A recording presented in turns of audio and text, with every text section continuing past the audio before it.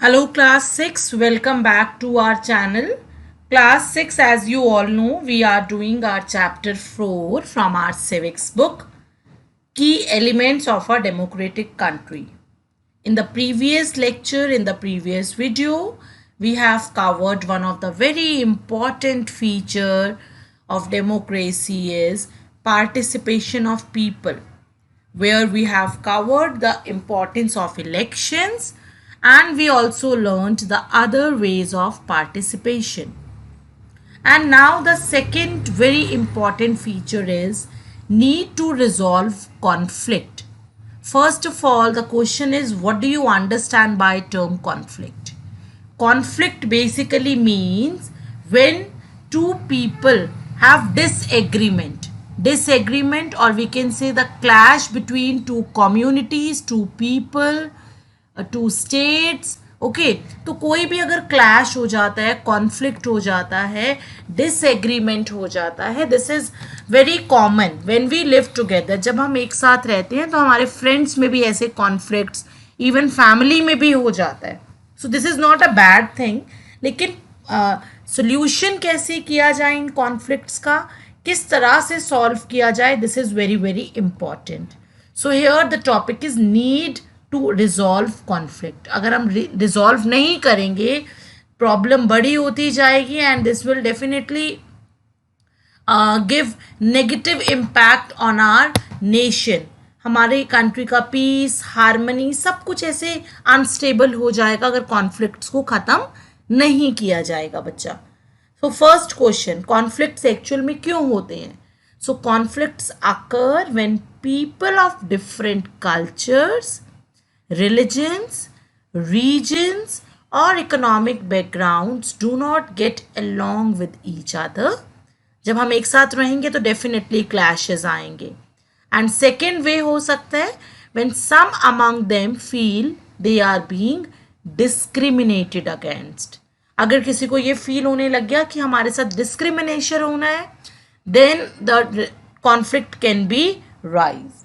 So these are the two ways, these are the two things जो कि responsible हो सकते हैं कॉन्फ्लिक्ट्स के लिए.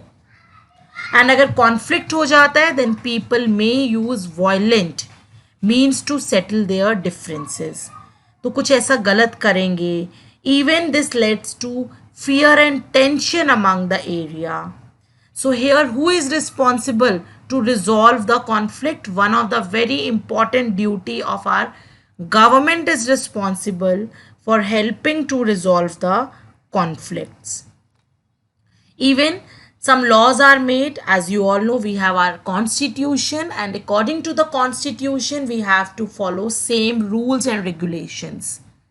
and हम उसको सेम को जब फॉलो करेंगे तो ऑटोमेटिकली कॉन्फ्लिक्ट्स कम हो जाएंगे. But still some examples are there जहाँ पर प्रॉब्लम्स एंड कॉन्फ्लिक्ट्स अराइज होते हैं.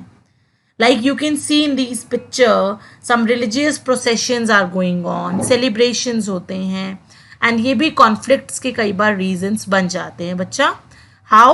Because route कहाँ से होगा procession का, किस तरफ से जाना है, this is one of the reason जिसमें हम कहते हैं conflict arise हो जाता है. And here who is responsible कि इस conflict को होने से ना रोके? तो in the second picture you can see the police.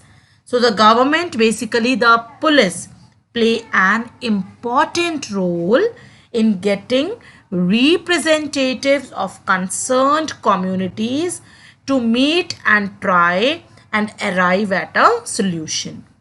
So here the police is responsible.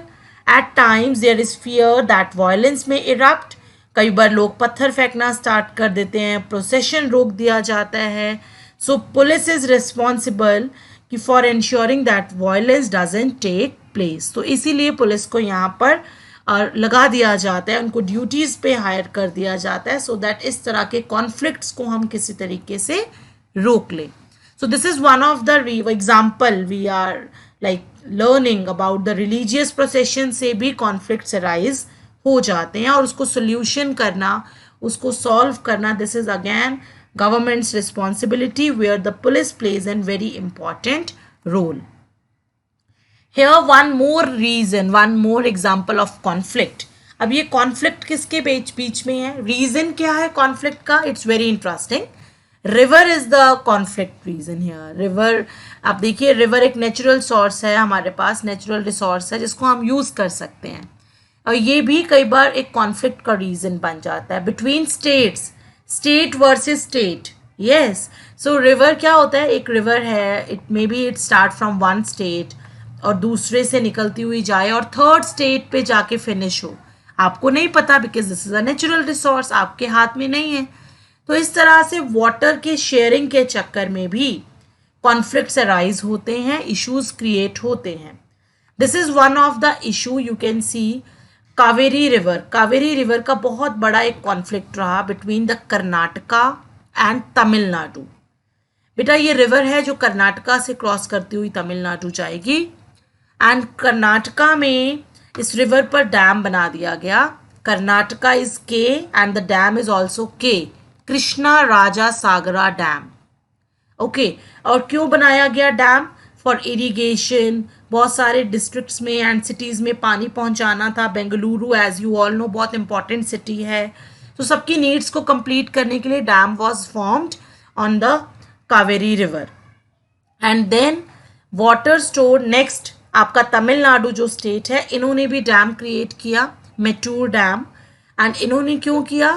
For the because delta region है, बहुत ज़्यादा कल्टिवेशन किया जाता है, क्रॉप्स ग्रो होते हैं, वाटर की रिक्वायरमेंट थी, so they also build up dam here. अब कॉन्फ्लिक्ट क्यों आया बच्चा? कॉन्फ्लिक्ट इसलिए आया क्योंकि डाउन स्ट्रीम में अगर वाटर लाना है तो अप स्ट्रीम में वाटर होना चाहिए। तो जब तक एक अगर पहले वाला स्टेट यूज़ कर लेगा तो दूसरे वाले को वाटर की शॉर्टेज आने लग गई।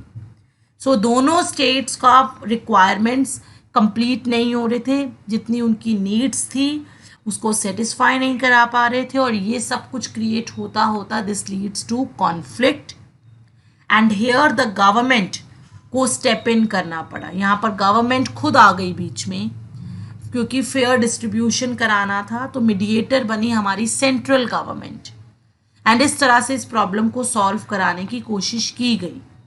So river is also one of the reason for conflicts जो स्टेट वर्सेस स्टेट में हो जाता है।